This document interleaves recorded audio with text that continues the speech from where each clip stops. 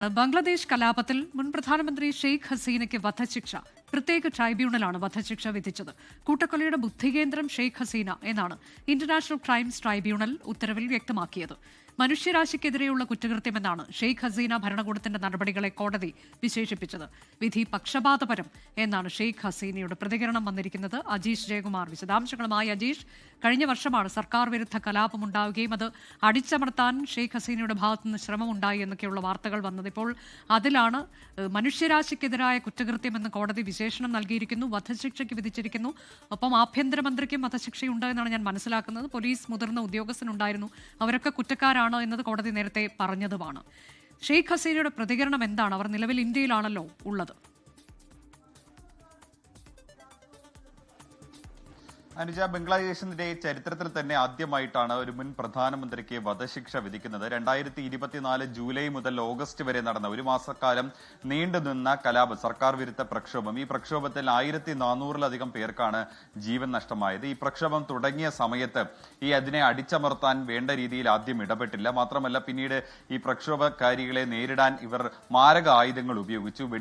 വെടിവെക്കാനായിട്ട് ഹെലികോപ്റ്ററുകളെയും ഡ്രോണുകളെയും ഉപയോഗിക്കാനായിട്ടുള്ള നിർദ്ദേശം നൽകി. ചില കൊലപാതകങ്ങൾ മറച്ചുവെക്കാൻ, അന്വേഷണത്തെ വഴിതിരിച്ചു വിടാൻ അവർ ചില മൃതദേഹങ്ങൾ കത്തിച്ചു കളഞ്ഞു തുടങ്ങിയ ഗുരുതരമായിട്ടുള്ള ആരോപണങ്ങളായിരുന്നു ഇവർ നേരിട്ടിരുന്നത്. കഴിഞ്ഞ ഒരു മാസമായി ധാക്കയിലെ ഇന്റർനാഷണൽ ക്രൈംസ് ട്രിബ്യൂണലിൽ വിചാരണ നടക്കുകയായിരുന്നു. വിചാരണ നടക്കുന്ന ഘട്ടത്തിലൊന്നും ഷെയ്ഖ് ഹസീനയും മറ്റു പ്രതികൾ, അതിൽ ഒരൊറ്റ പ്രതി മാത്രമാണ്, ഒരു മുൻ പോലീസ് മേധാവി മാത്രമാണ് മാപ്പുസാക്ഷിയായി കോടതിയിൽ ഹാജരായത്.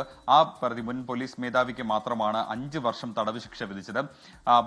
ഷെയ്ഖ് ഹസീനയ്ക്കും ഒപ്പം തന്നെ ആഭ്യന്തരമന്ത്രിക്കും വധശിക്ഷയാണ് വിധിച്ചത്. പ്രധാനമായും ഈ കുറ്റകൃത്യങ്ങളെല്ലാം തെളിയുകയും ഈ മനുഷ്യത്വത്തിനെതിരായ കുറ്റകൃത്യം തെളിഞ്ഞതിനെ തുടർന്നാണ് വധശിക്ഷ വിധിച്ചത്. ആദ്യം ജീവപര്യന്തം തടവിന് ശിക്ഷ വിധിക്കുകയായിരുന്നു. പിന്നീട് കൂടുതൽ കുറ്റകൃത്യങ്ങളുടെ ഗൗരവം കണക്കിലെടുത്താണ് വധശിക്ഷയ്ക്ക് വിധിച്ചത്. 15 വർഷത്തിലധികം ബംഗ്ലാദേശിന്റെ പ്രധാനമന്ത്രിയായിരുന്ന വ്യക്തിയാണ് 78-കാരിയായിട്ടുള്ള ഷെയ്ഖ് ഹസീന. ഈ സംഭവങ്ങൾക്ക് പിന്നാലെ ഇടക്കാല സർക്കാർ രൂപീകരിക്കുകയും സമാധാനത്തിനുള്ള നൊബേൽ പ്രൈസ് നേടിയ മുഹമ്മദ് യൂനിസ് ഇടക്കാല പ്രധാനമന്ത്രിയാവുകയും ചെയ്തു. അതിനുശേഷം ഷെയ്ഖ് ഹസീന ഇന്ത്യയിൽ അഭയം തേടുകയായിരുന്നു. ഇപ്പോൾ ന്യൂഡൽഹിയിലാണ് അവരുള്ളത്. ഈ വിധിക്ക് പിന്നാലെ ഒരു പ്രതികരണം അവരുടെ ഭാഗത്ത് നിന്ന് ഉണ്ടായിട്ടുണ്ട്. അവർ പറയുന്നത് വിധി പക്ഷപാതപരവും രാഷ്ട്രീയ പ്രേരിതവും എന്നുമായിരുന്നു. താൻ ഈ പറഞ്ഞ കുറ്റങ്ങളൊന്നും ചെയ്തിട്ടില്ല, അതെല്ലാം വളച്ചൊടിച്ചതാണ് എന്നാണ് ഷെയ്ഖ് ഹസീനയുടെ ഭാഗത്ത് നിന്ന് ഒരു പ്രതികരണം വന്നിട്ടുള്ളത്. അവരുടെ മകന്റെ ഭാഗത്ത് നിന്നും ഒരു പ്രതികരണം വന്നിട്ടുള്ളത് ബംഗ്ലാദേശിലേക്ക് പോകാൻ ഇപ്പോൾ ഉദ്ദേശിക്കുന്നില്ല, ഇന്ത്യയിൽ സുരക്ഷിതയാണ് തന്റെ മാതാവ് എന്നാണ് ഷെയ്ഖ് ഹസീനയുടെ മകന്റെ ഭാഗത്ത് നിന്ന് ഒരു പ്രതികരണം ഇപ്പോൾ ഉണ്ടായിട്ടുള്ളത്. എന്തായാലും വിധി ചരിത്രപരമെന്നാണ് ഇടക്കാല പ്രധാനമന്ത്രിയുടെ മുഹമ്മദ് യൂനിസിന്റെ ഭാഗത്ത് നിന്നുണ്ടായ.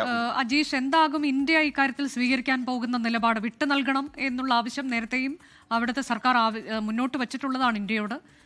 ഇപ്പോൾ വധശിക്ഷ പ്രഖ്യാപിച്ചിരിക്കുന്നു, അത് കോടതിയുടെ ഭാഗത്തുനിന്ന് വന്നൊരു തീരുമാനമാണ്. അങ്ങനെ വരുമ്പോൾ ഇന്ത്യയുടെ നിലപാട് എന്താ എന്നത് പ്രധാനമാകില്ലേ?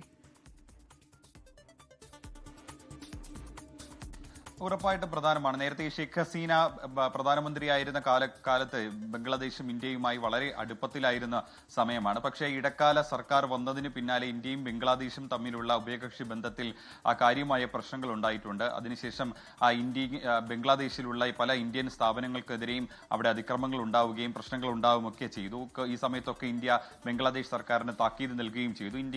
ഇന്ത്യക്കാൾ ഉപരി പാകിസ്ഥാനോടും ചൈനയോടും കൂടുതൽ അടുക്കാനാണ് ഇപ്പോഴത്തെ ഇടക്കാല സർക്കാരിന് ശ്രമം നടത്തിയിരുന്നത്. അതുകൊണ്ട് ഈ ബംഗ്ലാദേശിന്റെ ഈ വിധി വന്നതിന് പിന്നാലെ ഷെയ്ഖ് ഹസീനയെ ബംഗ്ലാദേശിന് വിട്ടു നൽകുമോ തുടങ്ങിയ കാര്യങ്ങളിലാണ് ഇനി ആകാംക്ഷ നിലനിൽക്കുന്നത്. എന്തായാലും ഇന്ത്യയുടെ ഭാഗത്ത് നിന്ന്, വിദേശകാര്യ മന്ത്രാലയത്തിന്റെ ഭാഗത്ത് നിന്ന് ഇതുവരെയും ഔദ്യോഗികമായ ഒരു പ്രതികരണം ഉണ്ടായിട്ടില്ല. ബംഗ്ലാദേശ് മുൻ പ്രധാനമന്ത്രി ഷെയ്ഖ് ഹസീനയ്ക്ക് വധശിക്ഷ വിധിച്ച് കോടതി. ലോകത്തെവിടെയായാലും ഏത് സമയത്തും 24 വാർത്തകളും ഓഗ്മെന്റഡ് റിയാലിറ്റി പാക്കേജുകളും എക്സ്പ്ലെയിനറുകളും വിശദമായി കാണാൻ ഞങ്ങളുടെ യൂട്യൂബ് ചാനൽ നിങ്ങൾക്ക് സബ്സ്ക്രൈബ് ചെയ്യാം.